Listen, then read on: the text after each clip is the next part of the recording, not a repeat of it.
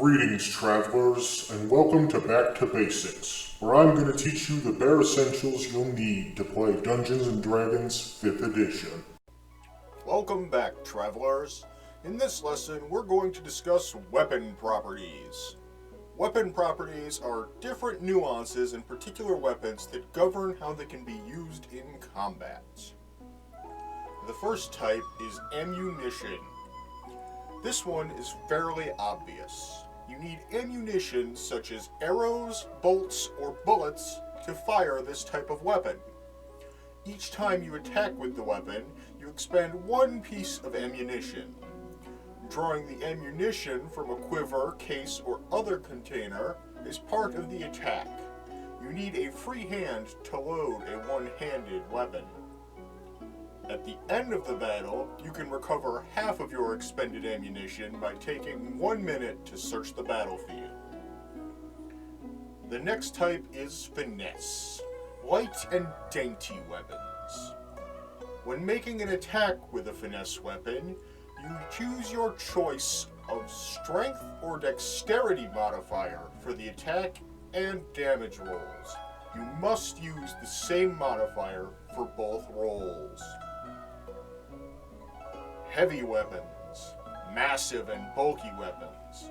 Small creatures have disadvantage on attack rolls with heavy weapons, and a heavy weapon's size and bulk make it too large for a small creature to use effectively.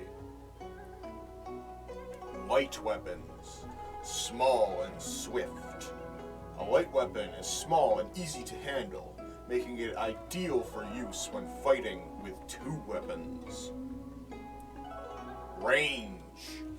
A weapon that can be used to make a ranged attack has a range in parentheses after the ammunition or thrown property. The range lists two numbers. The first is the weapon's normal range in feet. The second indicates the weapon's long range. When attacking a target beyond normal range, you have disadvantage on the attack roll. You cannot attack a target beyond the weapon's long range. Reach.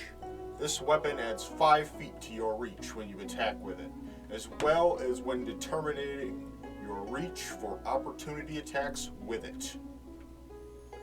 Thrown. If a weapon has the thrown property, you can throw the weapon to make a ranged attack. If the weapon is a melee weapon, you use the same ability modifiers for that attack roll and damage roll that you would use for a melee attack with that weapon.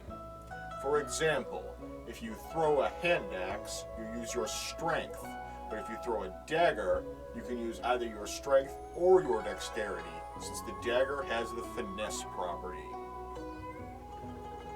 Two-handed. This weapon requires 2 hands when you attack with it, and cannot be simultaneously wielded with a shield or other weapon. Versatile. As discussed in the previous video, this weapon can be used with 1 or 2 hands. A damage value in parentheses appears with the property.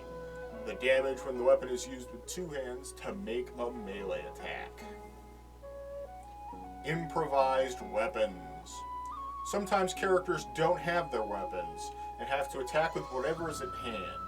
An improvised weapon includes any object you can wield in 1 or 2 hands, such as a broken bottle, a table leg, a frying pan, a wagon wheel, or a dead goblin. Often, an improvised weapon is similar to an actual weapon and can be treated as such. For example, a table leg is akin to a club. At the GM's discretion, a character proficient with a weapon can use a similar weapon as if it were that weapon, and use his or her proficiency bonus. An object that bears no resemblance to a weapon deals 1d4 damage. The GM decides a damage type appropriate to the object. If a character uses a ranged weapon to make a melee attack, or throws a melee weapon that does not have the thrown property, it also deals 1d4 damage. An improvised thrown weapon has a normal range of 20 feet and a long range of 60 feet. Silvered weapons. Some monsters that have immunity or resistance to non-magical damage are susceptible to silver weapons, so cautious adventurers invest extra coin to plate their weapons with silver. You can silver a single weapon or 10 pieces of ammunition for 100 gold pieces. This cost represents not only the price of the silver, but the time and expertise needed to add silver to the weapon without making it less effective. Special weapons. Lance. You have disadvantage when you use a lance to attack a target within 5 feet of you. Also, a lance requires 2 hands to wield when you aren't mounted. Special weapon. Net. A large or smaller creature hit by a net is restrained until it is freed. A net has no effect on creatures that are formless or creatures that are huge or larger. A creature can use its action to make a DC 10 strength check freeing itself or another creature within its reach on a success. Dealing 5 slashing to the net, AC 10, also frees the creature without harming it, ending the effect and destroying the net.